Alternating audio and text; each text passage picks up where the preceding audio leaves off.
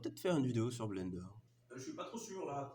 T'es sûr de toi que tu veux faire ça? Non, mais quand même, t'as commencé Blender il y a quoi, 2 mois quoi. Non, mais en vrai, ça peut le faire. Non, mais je dis pas que non. Mais je vais juste voir la surface, les trucs de base. Voilà quoi. Non, mais t'inquiète pas, fais-moi Ouais, confiance. non, non, mais attends! Ce que cette vidéo a de particulier sur les autres vidéos, sur Blender, sur les bases, apprendre Blender, les tutos sur Blender qui durent 40 minutes et qui en a des centaines et des milliers, je crois, de tutos de base sur Blender, c'est que ici, on va pas vraiment s'approfondir sur tous les outils, à quoi ils servent et tout, parce que je sais exactement que vous n'allez pas vraiment retenir tout ça, parce que c'est exactement ce qui s'est passé pour moi. Je ne vais pas du tout retenir 1 heure de tutoriel sur chaque outil, à quoi ça sert. Je vais plus retenir 20% de ce que j'ai appris dessus. Alors, autant vous expliquer les 20% que vont vous être utiles, et puis vous n'avez plus qu'à expérimenter le reste chez vous. C'est-à-dire que vous allez expérimenter certains outils que je vais vous expliquer, comment les utiliser, vous allez les expérimenter dans vos projets et essayer de réaliser quelque chose avec. Donc, après qu'on ouvre Blender et qu'on ait téléchargé la dernière version, c'est-à-dire la 2.8.2, qui vient de sortir récemment d'ailleurs, on peut remarquer qu'on a une interface assez dark, assez stylée, ce qu'il n'y avait pas dans les anciennes versions 2.7 et tout. Majoritairement, je pense que c'est pour ça que j'ai switché sur cette version-là. Donc tout d'abord, on a une interface qui nous permet de créer des nouveaux projets, d'en ouvrir certains ou bien de voir les récents projets qu'on a ouverts. Donc on va pas trop s'intéresser dessus. On a déjà un projet nouveau qui a été ouvert, donc on va cliquer ici. Voilà. Après, ce qu'on peut remarquer sur Blender, c'est que c'est en système de modules. En gros, c'est plein de petits modules modulaires qui vont être customisables, qu'on pourra placer comme on veut, en créer des nouveaux, en supprimer.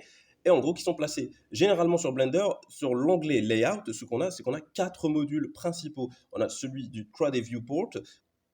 Ensuite, on a l'onglet la hiérarchie. Là, on peut sélectionner des objets, leur changer la hiérarchie, modifier quelques trucs dessus. Enfin, bref, c'est à peu près comme sur tous les autres logiciels, sauf qu'il y a quelques différences dessus. Après, on a l'onglet propriété, qui est vraiment un onglet majeur sur lequel vous allez passer à peu près la majeure partie dessus. Genre, si vous voulez rajouter des particules et des effets, tout ça. Enfin bref, on va en revenir après.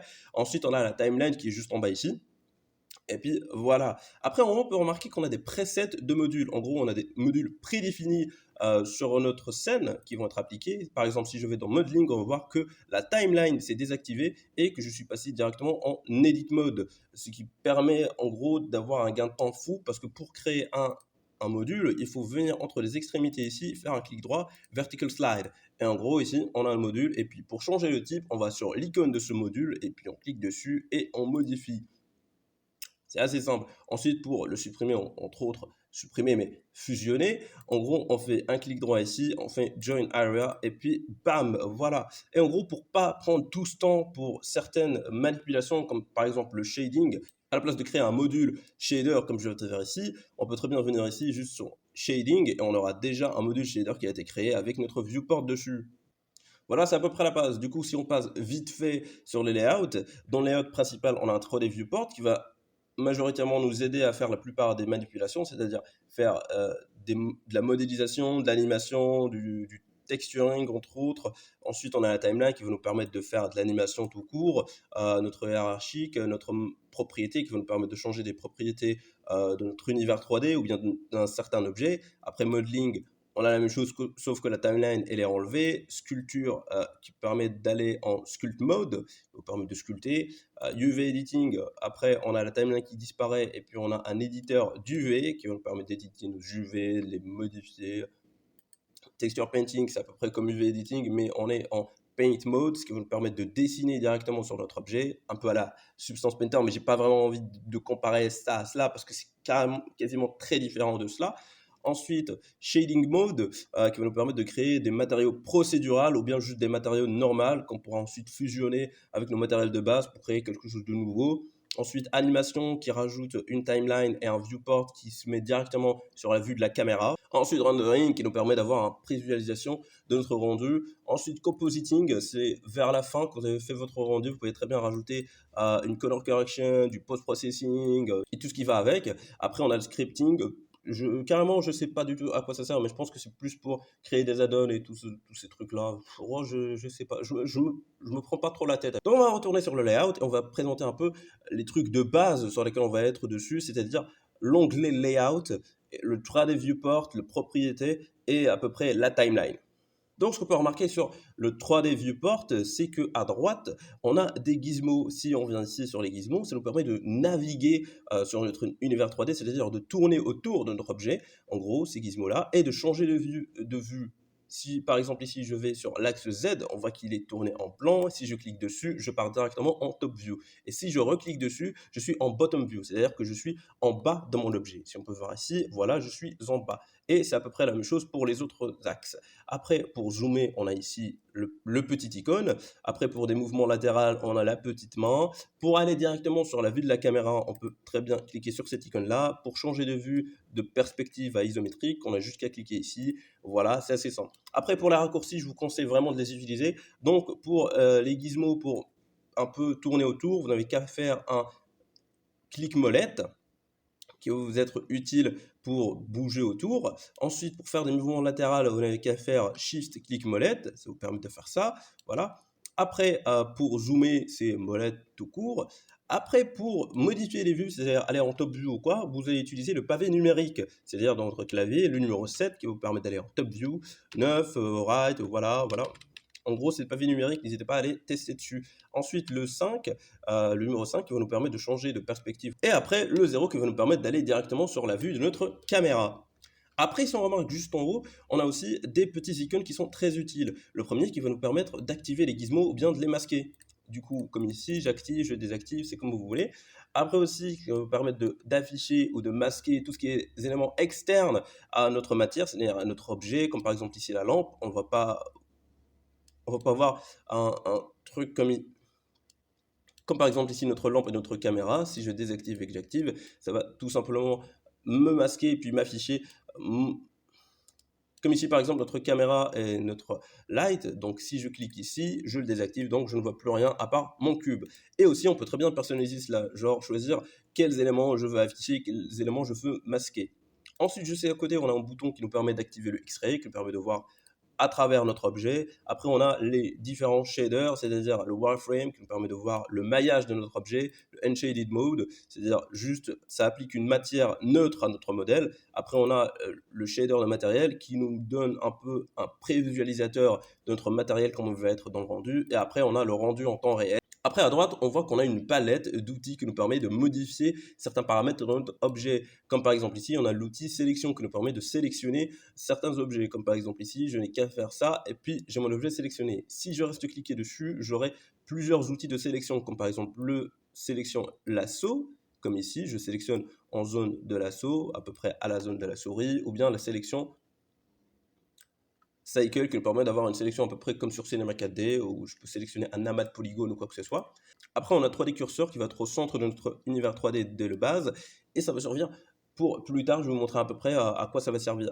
Après, on a l'icône de l'orientation qui nous permet de changer la place de notre objet, comme par exemple ici sur l'axe X, sur l'axe Z, ainsi de suite, ainsi de suite. Après, la rotation et le scale. En gros, ce sont des choses de base qu'on a sur Blender et sur n'importe quel outil 3D que vous allez utiliser.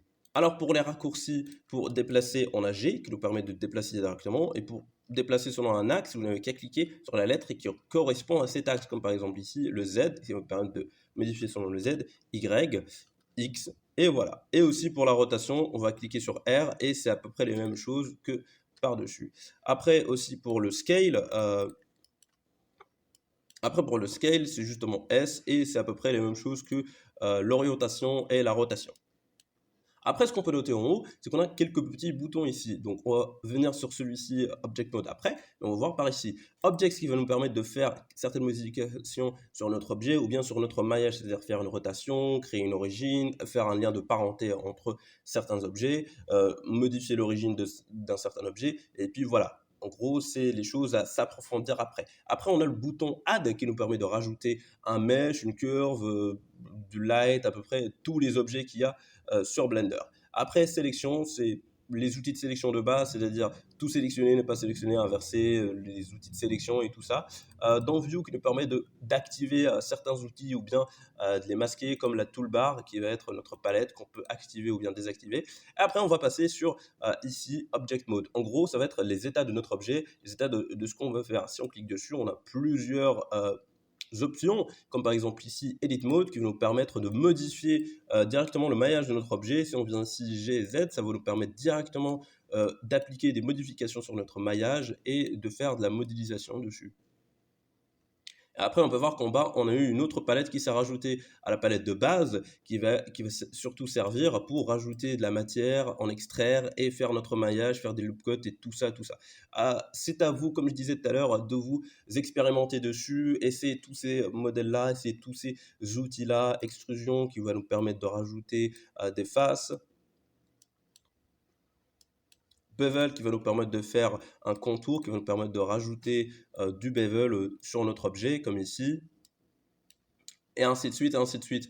Et après, si on revient ici, on a d'autres modèles, comme le Sculpt Mode, qui va nous permettre de faire sculpter, le Vertex Painting, qui va être plus utile niveau rigging et tout, le White Painting aussi à peu près, et le Texture Painting, qui nous permet de dessiner directement sur la matière. Pas vraiment besoin d'aller sur ces modèles-là, parce que ça va plus être une perte de temps, je dirais, pour cette vidéo, vu que je n'ai pas vraiment envie de m'approfondir dessus.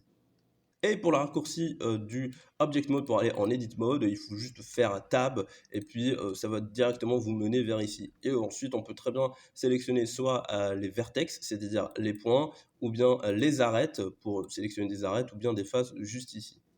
Après, on a presque fini. Si on regarde juste en haut, on a ici ce qui est écrit global. En gros, ce que ça va faire, c'est que ça va changer soit l'orientation, soit la rotation, ou bien le scale.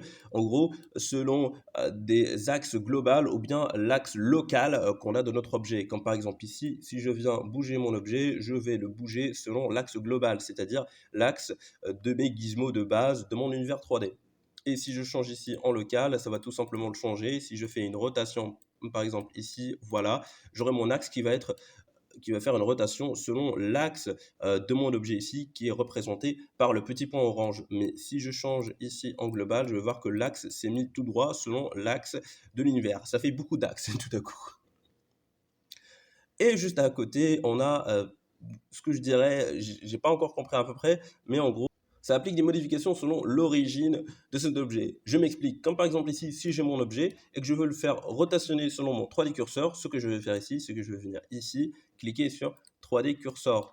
Et du coup, ce que je vais faire, c'est que mon axe a tout simplement changé et est venu ici sur le 3D curseur. Donc mes gizmos, je vais venir ici et je vais les modifier selon le 3D cursor. Si je viens par exemple ici et que je repasse sur Middle Point, ça va me repositionner sur mon axe de base sur mon objet, donc je pourrais retourner mon objet comme ici. Et par exemple, si j'ai plusieurs objets, comme par exemple ici, je vais les dupliquer. Voilà, donc si j'ai plusieurs objets et je sélectionne Middle Point, on voit que le gizmo s'est placé entre les deux objets ici, et donc je peux faire une rotation comme ça. Mais si par exemple ici je change et que je fais Individual Origin, donc ça va faire une rotation selon ces deux sens-là. Donc ça va me faire une rotation comme ça, et puis voilà. Donc c'était tout pour l'interface 3D. Si on passe maintenant à l'interface qui est juste à côté, qui va nous permettre d'avoir une hiérarchique. Donc en gros, on a tous nos objets qui sont sur la scène. On peut les sélectionner, les désélectionner, les supprimer, delete ou les copier-coller. Voilà, c'est un truc de base. C'est à peu près comme sur tous les logiciels 3D. Sauf qu'ici, à l'inverse de Cinema 4D, on ne peut pas vraiment fusionner les objets. On ne peut pas vraiment genre, prendre un objet et le mettre à l'intérieur d'un objet. C'est la seule différence que je noterais. Après, juste en bas, on a le module des propriétés. On voit qu'ici, on a une intersection entre certains modules. En gros, ce sont des paramètres qui vont être modifiables. Comme ici, on a le paramètre de l'outil sélectionné. Comme par exemple, ici, je suis sur l'outil sélection. Donc, je vais avoir certains paramètres pour l'objet sélection. Si je vais sur l'objet move, je vois que l'icône a changé. Et donc, j'aurai des paramètres pour cet outil que je vais utiliser. Et c'est à peu près pareil pour les autres outils. Juste en bas, on a cette palette qui nous permet de changer à peu près le moteur de rendu, les post-processing, comment est-ce qu'on va exporter notre rendu et tout ça. Donc, on va faire ça rapidement. Ici, propriété, render propriety, en gros, c'est les paramètres de rendu, c'est les réglages de rendu, comme je dirais, le moteur de rendu qu'on veut choisir, tout ça, activer le bloom ou quoi que ce soit. Après, on a le output propriety. En gros, ce sont les outputs qu'on va utiliser. C'est comme enregistrer sous sur Cinema 4D. J'y reviens souvent, mais parce que j'ai beaucoup utilisé Cinema 4D. Donc, c'est à peu près, on peut changer la résolution, le format, si c'est une vidéo, ou bien si c'est une image, le framerate, si c'est une animation. Après, les deux autres là, je n'ai pas vraiment vu d'intérêt essentiel, je ne les ai pas vraiment beaucoup utilisés. Je pourrais pas trop vous dire, mais à voir. Après, en bas, on a univers, en gros World, les paramètres de notre univers 3D. Si on veut rajouter du volume ou bien rajouter une image HDRI à notre univers. Et puis c'est à peu près tout. Et juste en bas, on a les paramètres de notre objet. Et cela change selon l'objet qu'on sélectionne. Par exemple ici, si je sélectionne ma caméra, on voit qu'il y a certains paramètres qui ont été masqués et il y en a un autre qui a été créé, celui de la caméra, parce que c'est une caméra et tout simplement ça a des paramètres de caméra, ça n'a pas des paramètres d'un maillage ou bien d'un mesh. Mais tous les objets ont certaines propriétés qui sont, je dirais, statiques, qui ne changent pas, comme par exemple ici la propriété de l'objet, si on veut changer sa position, la visibilité, si on veut l'activer sur le rendu ou bien sur le viewport, etc., etc. Après, si on sélectionne un objet, on a ici les modifiers, ce qui applique un certain effet à un objet qui va vous permettre d'avoir un certain résultat. Je m'explique. Si je prends par exemple ici un cube et que je lui rajoute le modifier bevel, ça va tout simplement activer du bevel, mais ce sont des outils, je dirais, procédural. J'ai pas trop envie de m'aventurer là-dessus, mais en gros, si je viens ici et que je change certaines faces dans mon cube directement sur l'edit mode, et bien tout simplement le bevel va s'appliquer directement à ces nouvelles faces, ce qui est vraiment un outil pratique qui va permettre d'accélérer votre process, votre workflow. Et en gros, il y a plein d'autres outils qui vont vous permettre de faire à peu près la même chose, comme le mirror, le mask et build et tout ça, qui vont dépendre de ce que vous voulez. Après, juste en bas, on a le particule. En gros, ça va nous permettre de rajouter soit des particules, ou bien d'émettre des particules, ou bien de faire une simulation de cheveux, comme ici on peut voir. J'ai 2-3 cheveux qui ont été pop. Et on voit surtout que j'ai utilisé cette manière pour rajouter de la grass, des cailloux sur l'ancienne vidéo que j'ai faite. Après, on a des propriétés sur la physique, si on veut faire une simulation de cheveux, de fluide, de smoke, de cloud, des force field, tout ce que vous voulez, en gros c'est ça. Après, on a certaines propriétés qui sont propres à des rigs, qui nous permettent d'animer nos objets. Après, on a les vertex qui sont en gros des groupes de sélection, je dirais, de notre modèle. Si on veut sélectionner certains polygones, on fait ici vertex et on les enregistre.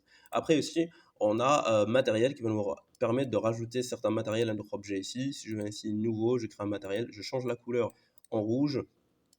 Bien sûr, ça ne s'affiche pas parce que je suis en Unshaded Mode. Si je viens ici, bam, on peut voir notre modèle avec la couleur rouge.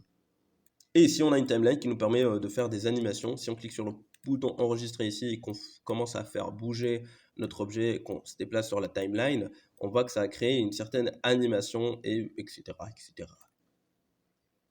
Après, sur les autres modules, c'est à peu près la même chose. Ici, modeling, c'est juste qu'on passe en edit mode directement. Il n'y a pas vraiment grand-chose qui diffère du layout, sauf que la timeline, elle a disparu. Sur le sculpting mode, ce que ça va faire, c'est que ça va nous passer directement de object mode à sculpting mode. Et du coup, on pourra directement sculpter notre objet.